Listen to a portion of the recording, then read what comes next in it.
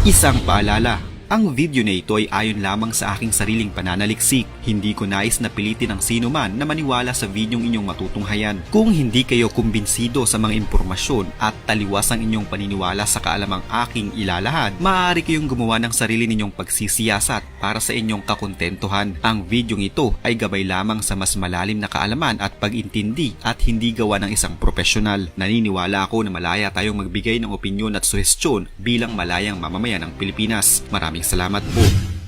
Sa panahon ngayon ay usong-uso ang mga loan app na maaari kang makautang gamit lamang ang iyong cellphone ng instant, lalo na sa oras na gipit ka na at wala ka ng malapitan.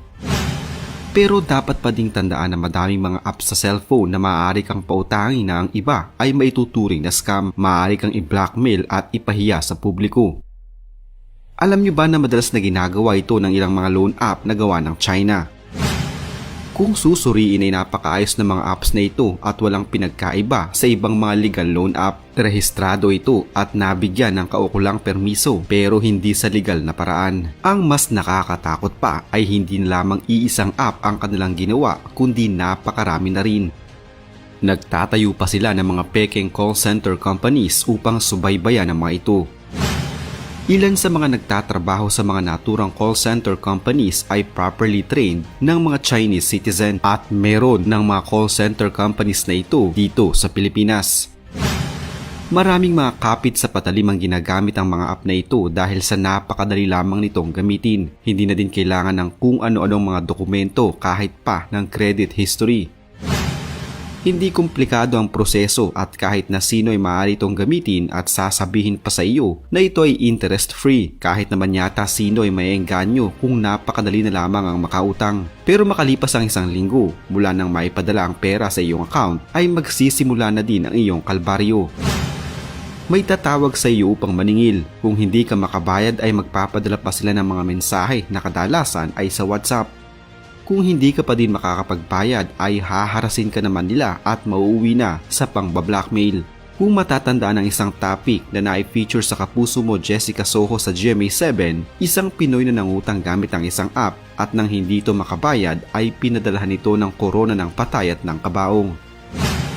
Sino nga ba ang mga taong nagpapadala ng mensahe at tumatawag sa mga tao? Sila ang mga taong nagtatrabaho sa mga call center offices ng naturang loan app. Kadalasan sa kanila ay walang maayos na trabaho kaya pinatos kahit na ang mga iligal na pagkakakitaan para sa sweldo. Sila ang mga mangungulit, nang haharas, nananakot at nang bablackmail sa mga nanghiram ng pera. Kaya kung gagamit ka man ng app para makaloan, siguraduhing legal ito at dumaan sa maayos na proseso. Maniwala din sa mga kasabihang it's too good to be true dahil laging nasa huli ang pagsisisi.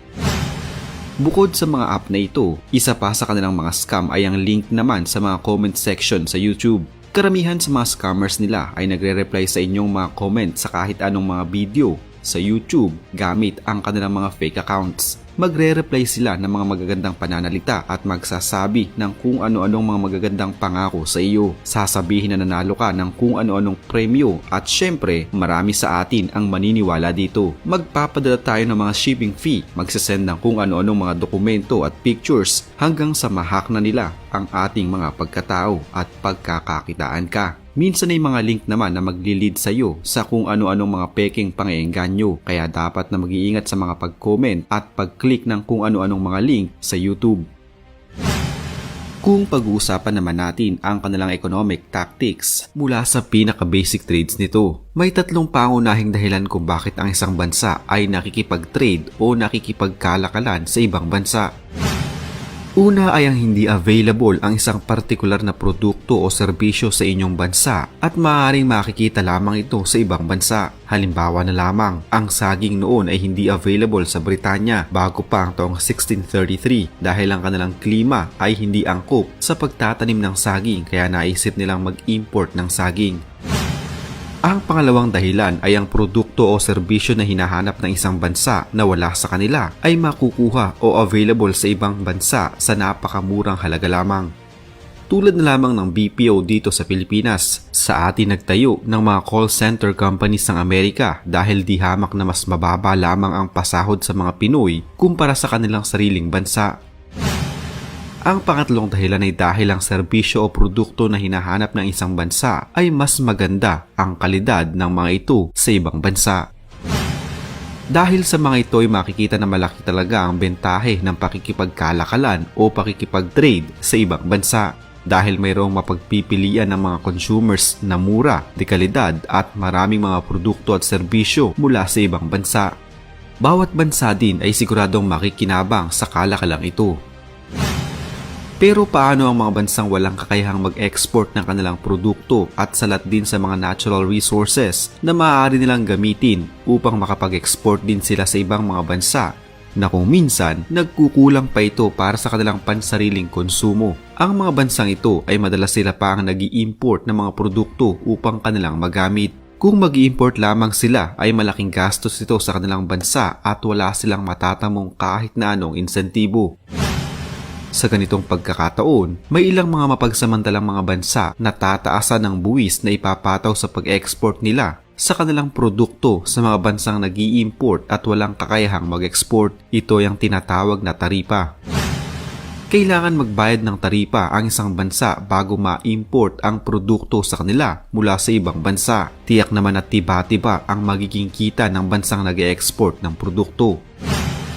May iba pang mga dahilan ng pagpapatupad ng import taxes. Halimbawa na lamang kung ang isang bansa ay nais i-pressure ang isa pang bansa tungkol sa isang geopolitical decision o kung may isang bansang hindi naging pabor sa economic decision ng isa pang bansa, tataasan nito ngayon ang taripa bilang ganti o pagsalungat. Ngayon itignan naman natin kung paano gamitin sa mali ng China ang pagpataw ng taripa at kalakalan sa ibang mga bansa. Sumapi ang China sa World Trade Organization noong taong 2001. Kasabay nito ay ang pangako ng China na bubuksan nila ang kanilang ekonomiya upang mas mapadali ang kanilang trading sa ibang mga bansa. Pero sa ngayon, mahigit sa 20 taon na ang nakakaraan, ginamit ng China ang pagsapi nito sa WTO sa maling paraan upang sila lamang ang makinabang. Makikita natin ang mga made in China sa napakaraming mga produkto na nasa halos lahat ng bansa sa mundo. Ganito kalawak ang narating ng kanilang mga produkto. Pero ang Facebook, YouTube, Google at Amazon ay hindi hinahayaan ng China na makapasok sa kanilang bansa. Kung titingnan ay may tuturing itong one-sided trading. Hinayaan ng China na maging madali lamang ang paglabas ng kanilang mga produkto sa kanilang bansa at makapasok ito sa napakaraming mga bansa, subalit pinigilan naman nila ang ibang mga bansa na magpasok sa kanila ng ibang produkto o serbisyo at ang kanilang mas malalang ginawa dahil sa pinagbawalan nila ang mga ito na makapasok sa kanilang bansa ay kinopya na lamang nila ito at gumawa ng sariling bersyon gamit pa din ang kanilang sariling teknolohiya. Sa ngayon, pinalitan ng China ang YouTube at gumawa ng Youku. Pinalitan ng Amazon at gumawa ng Alibaba. Ang kanilang Google ay Baidu at ang kanilang Facebook ay Weibo. Mahahalata na kinopya ng mga ito ang halos buong konsepto ng mga social media platforms na ito at gumawa sila ng mga clone para lamang mapigilang makinabang ang ibang mga bansa sa kanila. Kahit ano atang lumabas na bagong gamit ay makikita mo din ang clone nito sa China. Mapag-gadgets man yan hanggang gamit sa bahay ay meron silang copycat. Sa totoo lang ay hindi tama ang pangungopyang ito, subalit ang diktador ng gobyerno ng China ay hinayaan lamang ang mga kumpanya sa kanilang bansa na gumaya ng mga produkto at pinoprotektahan pa sila ng gobyerno. Pangalawa sa mga armas ng China upang umibabaw ay ang tinatawag na economic dumping. Ito ay ang pag-e-export nila ng kanilang sariling gawang produkto sa napakamurang halaga na nakakaengganyo naman sa ibang mga bansa at tatangkilikin ito upang mapagkakitaan. Siyempre, sa mga negosyante na nais talagang kumita, kukuha sila ng produktong ibebenta mula sa napakamurang halaga lamang. At sino ang makikinabang noon kundi ang bansang China? Kaya nga nariyan ang Divisoria, Baclaran, Shopee, Lazada at kung ano-ano pang mga tindahan na nagtitinda ng kung ano-ano mga produkto mula sa China at ang mas malala pa dito ay matatalo ang ating mga lokal na produkto. Ilan lamang ang mga taktikang ito na ginagawa ng bansang China kaya noon nagdeklara si Donald Trump ng Amerika ng trade war laban sa bansang ito. Tinaasan ni Trump ang import tariff sa kanilang bansa upang mapigilan ng China sa kanilang ginagawa na silang mas nakikinabang. at ang trade war na ito ay nagdulot ng pagkatalo sa bawat bansa sa iba't ibang kadahilanan.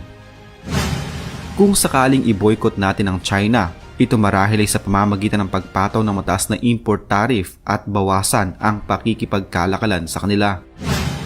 Pagdating naman sa usaping politika, sinusubukan ng Chinese Communist Party na impluwensya ng ibang mga bansa. Isang halimbawa nito ay ang bansang Australia. Sinusubukan ng China na manipulahin ang mga tao sa internal politics ng Australia. Naging usap-usapan noon ang paggawa ng China ng mga nasa libu-libong WeChat accounts upang pagtawanan at ipahiya ang nooy Prime Minister ng Australia. Hindi lamang ito, napabalita din na nagtayo ang China ng mga spy network sa mga universidad sa Australia upang mag-espiya sa mga Chinese students. Ayon sa lumabas na balita noon, isang estudyanteng Chinese ang nag-aaral sa University of Queensland sa Australia ang umattend sa isang protesta na kontra sa gobyerno ng China. Ilang araw lamang ang lumipas ay binisita ng mga opisyal ng China ang pamilya ng naturang estudyante at binantaan umano ang pamilya nito na patahimikin at kontrolin nila ang kanilang anak. Dahil kung magpapatuloy umano ito ay hindi magiging maganda ang kahihinatnan nilang mag-anak. Gumagastos ng malaki ang China upang mag-espiya sa mga nag-aaral na Chinese sa bansang Australia. Bukod sa Asia at sa kanlurang Europa, ang Africa ay hindi din pinalagpas ng bansang China. Tila tinake advantage ng China ang kahirapang pinagdaraanan naman ng Africa. Sa bansang ito nagpatayo ang China ng mga dam, highways at malalaking mga proyektong pang-infrastruktura na ang gastos ay ipinautang ng China sa gobyerno ng Africa. Alam ng China na ang bansang ito ay walang kakayahan na mabayaran ang lahat na ito bilang isa lamang na mahirap na bansa at wala ding mapagkukunan ng tiyak na yaman. At sa hinaharap, kung sakaling hindi talaga ito mabayaran ng Africa, kukunin ng China ang pagkakataong ito upang bumawi sa Africa sa pamamagitan ng pagkuha ng ilang mga lugar mula sa bansang ito. Hahanap sila ng mga lugar na kung saan maaari silang magpadala ng mga militar at magtatayo ng kung ano-ano, tsaka nila ito aangkinin tulad na lamang ng mga pantalan. Ito ay tinatawag na death trap o patibong gamit ang pagpapautang. Sa pamamagitan nito ay masisira ang buong bansa tulad na lamang ng nangyari sa Zambia na isa ding bansa sa Africa. Isang ulat ang lumabas noong taong 2018 kung saan ang gobyerno ng Zambia ay ibinebenta ang kabuuang kontrol ng kanilang National Electricity Company sa bansang China bilang kabayaran sa kanilang naging utang sa China na hindi na nila mabayaran. Ang pinakamahalaga at pinakamalaking pantalan din sa Kenya, ang Port Mombasa, ay ginawa ring kabayaran ng gobyerno ng Kenya sa kanilang naging utang na hindi nila mabayaran sa bansang China. Ang Nigeria ay isa na namang bansa na maaaring mahulog din sa patibong na ito ng China. Ilan ding mga bansa sa Asia ang nakakaranas ng parehong sitwasyon ng mga bansa sa Africa sa kamay pa rin ng China. Gaya na lamang ng isang buong isla sa Maldives na naibenta sa China. Ang Hambantota ay napakahalagang pantalan para sa Sri Lanka. Noong una pa lamang ay hinayaan ng Sri Lanka na gastusan at ipatayo ng China ang naturang pantalan. Subalit nang matapos ito at hindi mabayaran ng Sri Lanka ang kanilang naging utang sa China sa pagpapatayo ng naturang pantalan, kinuha ng China ang buong pantalan na nasa 15,000 acres ang laki at magiging pag-aari nila ito sa loob ng halos isang siglo. Maaring magamit ito ng China para sa kanilang mga military warship sa kanilang navy at mga kasundaluhan. Tila gagamitin ng China ang mga ito bilang kanilang magiging kalsada para mas madali pa para sa kanila ang makontrol ang mas marami pang bansa.